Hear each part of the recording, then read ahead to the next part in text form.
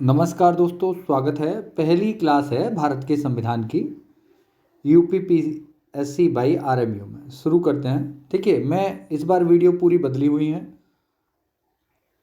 पूरा format change है। पहले 69 वीडियोस थी, अब 124 पेज अभी मेरे पास हैं।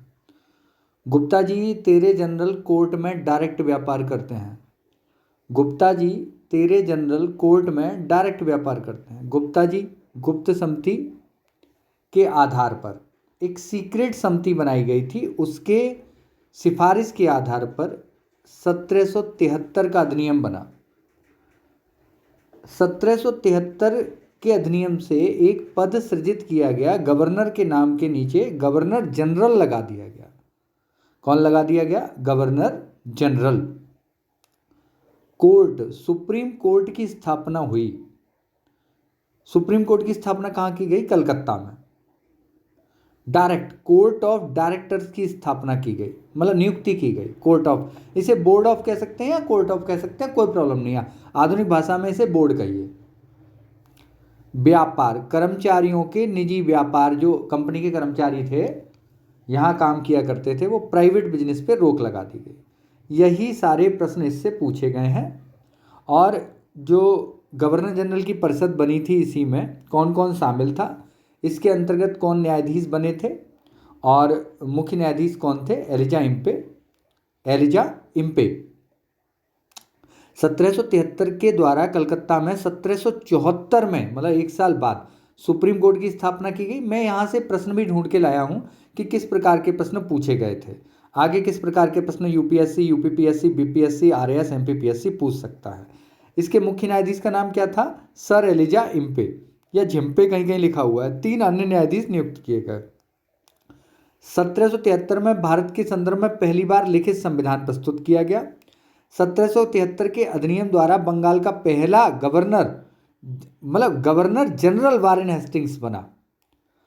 गवर्नर के पीछे क्या लग गया? जनरल शब्द लग गया।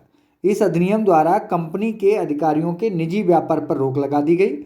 1773 के अधिनियम द्वारा कोर्ट ऑफ डायरेक्टर के माध्यम से कंपनी पर ब्रिटिश संसद का नियंत्रण सशक्त हो गया। इस अधिनियम का गठन गुप्त समिति के आधार पर किया गया था। यहाँ जो परिषद बनी है गवर्नर जनरल की, इसमें कौन कौन था? बेल माने ऑक्स, ऑक्स माने बैल, क्लेबर मान लो, बैल को क्लेबर मान लो, बारवेल, क्लेवरिंग और मानसन।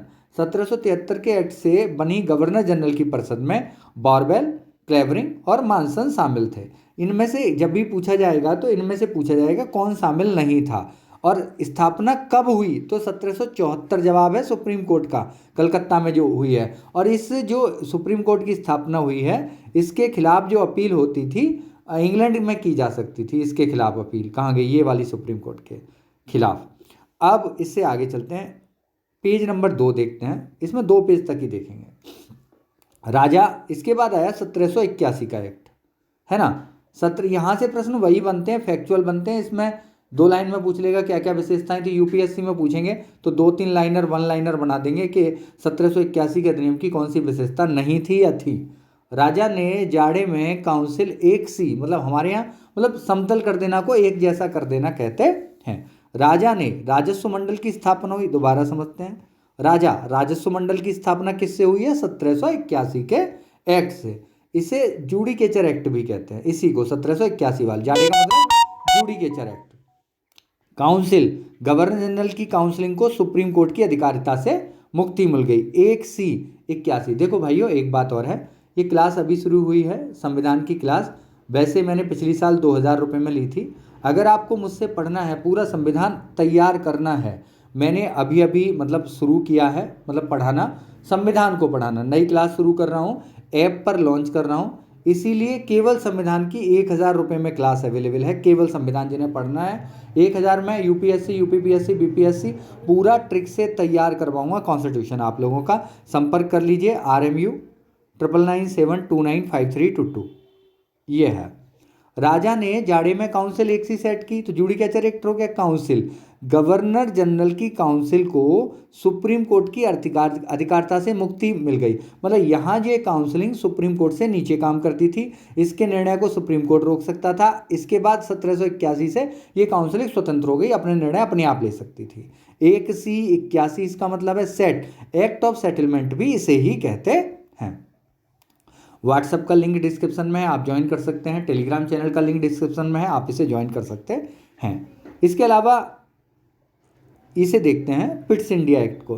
पहले तो सीधा ही प्रश्न आता है, पिट्स इंडिया एक्ट किसे कहते हैं? तो मैंने कहा पहले राजनीति के चोर पिटेंगे, कंट्रोल करो। पहले राजनीति में आप जानते ही जानते हैं, इवन राजनीतिज्ञों को काम निकालने के लिए हम पसंद करते हैं, काम निकलने के बाद हम उसे पसंद भी नहीं करते। ये आपकी राय इससे कुछ डिफरेंट भी हो सकती है। राजनीति में चोरी काम करते हैं अकॉर्डिंग टू, मतलब दिमाग हमारा यही कहता है। पहला दस्तावेज था किस पर?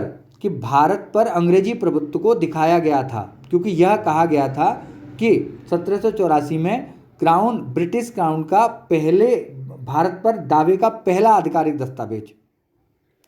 इसमें क्या किया गया? राजनीतिक काम और आर्थिक काम अलग अलग कर दिए गए कंपनी के। चोर 84 वाले एक्ट को ही पिटेंगे, पिट्स इंडिया एक्ट कहते हैं। कंट्रोल, बोर्ड ऑफ कंट्रोल की स्थापना किससे हुई? 1784 के एक्ट से। कंपनी के राजनीतिक काम और आर्थिक काम अलग अलग किससे किए गए? 1784 के एक्ट से। भारत पर ब्रिटिश सरकार के पहले दावे का आधिकारिक दस्तावेज कौन सा है? 1784 का एक्ट। इसमें क्या था? पिट्स इंडिया एक्ट के तहत बोर्ड ऑफ कंट्रोल का अध्यक्ष ब्रिटिश मंत्रिमंडल का एक सदस्य होता था। आगे की वीडियो में ऐसे ही ट्रिक से तैयारी करने के लिए संपर्क करें RMU। Have a nice day, bye.